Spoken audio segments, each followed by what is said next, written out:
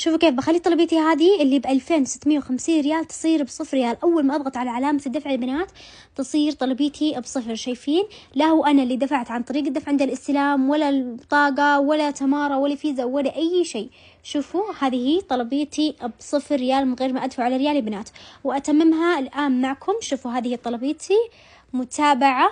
شوفوا كيف على طول تمم لي الطلبية. شوفوا حتى يقول لي تم الدفع بنجاح. هل أنا دفعت شيء؟ لا. هذه هي بنات 23 قطعة ب0 ريال، صارت قيد التجهيز اللي تمت عملية الدفع. هل أنا دفعت شيء يا بنات معكم؟ ما دفعت ولا ريال، والله ما دفعت شيء، لا عن طريق الدفع عند الاستلام ولا البطاقة ولا أي شيء، دفعت عن طريق المحفظة.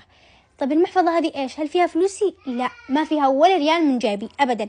هذه المحفظة موجودة في شيئين هو يعبي محفظتي بمبالغ أنا أبغاه. الكل يا بنات يقدر يعبي محفظته من شيء من غير ما يدفع له ريال، مو إنكم تطلبون بعدين تسترجعون بعدين المبلغ استرجاع يروح في محفظتكم. لا لا لا لا لا، المبلغ يجي في محفظتكم من غير ما تسوون هذا كامل، حتى يكون حسابكم جديد. تعرف يعني جديد؟ يعني ما قد طلبتوا فيه ولا مرة، على طول تدخلون على شيء تلاقون في محفظتكم مبلغ تروحون تطلبون فيه إيش ما تبون. تعالوا أوريكم أنا كم كان في محفظتي وطلبت ب2650. شايفين هذه هي محفظتي. طبعا أنا هذا هو مبلغ طلبي اللي طلبته قبل شيء معكم. طيب الرصيد اللي أول اللي طلبت فيه من وين جاني؟ شايفين مكافأة اللعبة. شايفين تخيلين إنه في لعبة موجودة في شيء تلعبونها، بمجرد ما إنكم تلعبونها في كل شوط تربحونها يجيكم مبلغ في محفظتكم. متخيلين؟ مبلغ طبعا ما تقدرون تسحبونه وتشترون فيه من برا، لا بس تطلبون فيه من داخل شيء. متخيلين توصلكم إيش ما تبغون، إيش ما في خاطركم.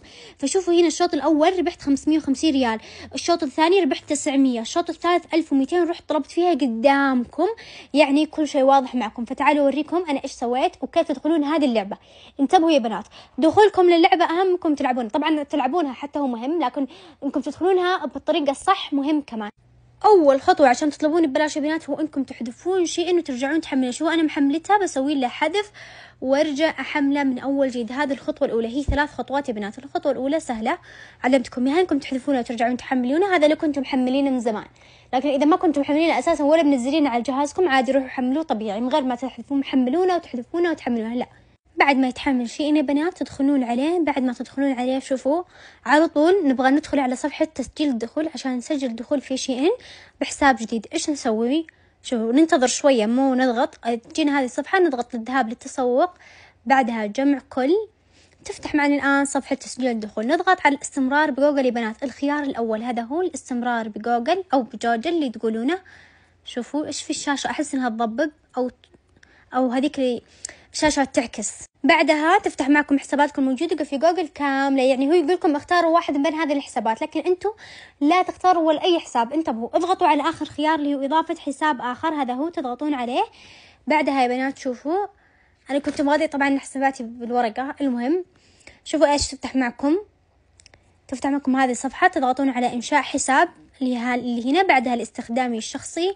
بعدها يا بنات شوفوا اكتبوا اسمكم، تبغون تكتبون شيء عشوائي اكتبوا، تبغون تكتبون معلومات حقيقية اكتبوا بكيفكم. بعدين تكتبون ميلادكم، طبعا اللي تبغونه يا بنات تكتبون ميلادكم الحقيقي أو الوهم. بعدين اختاروا واحد بين هذه الخيارين أو تكتبون إنشاء عنوان خاص فيكم.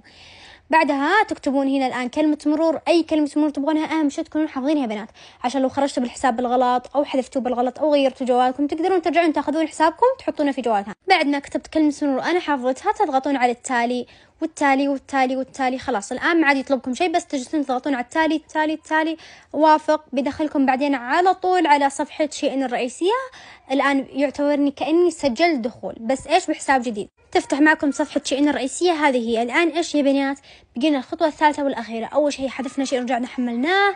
الخطوة الثانية أنشأنا حساب جديد في شيئين عن طريق جوجل. الخطوة الثالثة نروح بحث شيئين، نكتب يا بنات في بحث شيئين الكود اللي بخلينا نطلب بلاش، اللي بخلينا ندخل على اللعبة اللي بتخلينا نطلب بلاش. وين الكود؟ شوفوا كيف تدخلون على حسابي الرئيسي، هذا هو تأكد انكم فيه نفسه. المهم بعد ما تدخلون وين تلاقون الكود اللعبة، كنت أكتبه في البايو هنا، لكن شايفين كيف نو بايو. تضغطون الآن على صورتي اللي هو تدخلون على ستوري حقي أو القصة الخاصة فيني، هذه تضغطون على الصورة.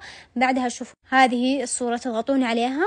شوفوا على طول يطلع لكم الكود يا بنات. هذا هو كاتبت لكم كود شيء بس أنا مغطي على الكود بيدي لأن التيك توك ما يسمح لي يا بنات أطلع الكود في المقطع الفيديو. فتاخذون الكود من القصة وتكتبونه وين؟ تكتبونه في بحث شيء يا بنات. هذا هو قدامكم أرقام.